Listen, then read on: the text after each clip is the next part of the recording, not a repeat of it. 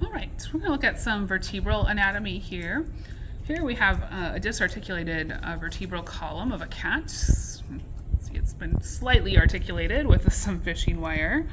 As we're looking at this, I normally try to kind of pull it apart a little bit to help orient myself. We have our pelvis here, which we know would be at the back, and then in the front we have the beginning, their first cervical vertebrae. That's going to be C1 is our atlas. And if you remember, our atlas has some pretty unique looking features. It's much more different looking than the rest of our vertebrae. It has the wings of the atlas on the outside here that make it look a lot more different than the rest of our vertebrae. Next we have C2. This is our second cervical vertebrae, and it also has kind of some unique features. The dens here is one feature on the back portion of this. This vertebrae here is actually backwards. It really should be here because the dens points towards the rest of the cervical vertebrae. Then we have the rest of our cervical vertebrae along here. We move into our thoracic vertebrae. The thoracic vertebrae can be a little bit easier to identify sometimes because we see this large projection here, and this is the dorsal spinous process. And our thoracic vertebrae have really beautiful ones where they're very pronounced. But our other cervical vertebrae, they had those too. They're just a little bit smaller and not as cute, I guess. So here we are, a little bit smaller one, but still the dorsal spinous process on that cervical vertebrae. Moving our way back, we have our lumbar vertebrae.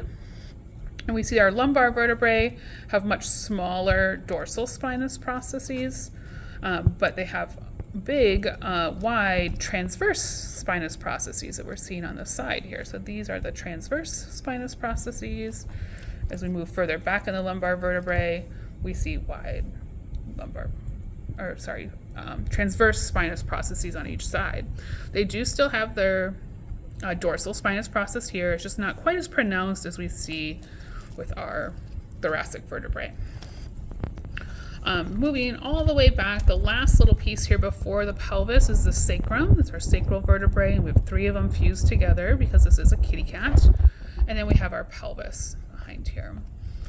So it's important to be able to orient yourself with this. And again, I try to separate my pelvis so I know where the beginning is. Knowing your vertebral formula will be important in being able to identify each one of these vertebrae. So we know the cat has 7 cervical vertebrae, so I can count them off. That's C1, C2, C3, C4, C5, C6, and C7. And then the thoracic vertebrae number 1 is going to be right here. Then there's 13 thoracic vertebrae that you'd be able to count. You'd be able to identify which bone is which as you work through this. Moving back to the lumbar vertebrae, there are 7 lumbar vertebrae. Sometimes when I'm trying to count these lumbar vertebrae, I'll count backwards. So I know my sacrum's here. So this is lumbar vertebrae number 7, 6, 5, 4, 3, 2, 1.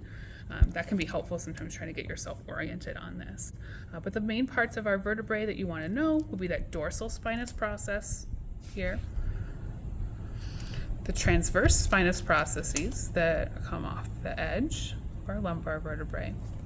Some other parts that we covered in class to know would be the body, and that's that middle portion here of our vertebrae. The vertebral foramen, that's where our spinal cord goes through. Then we have the arch of the vertebrae here along the side.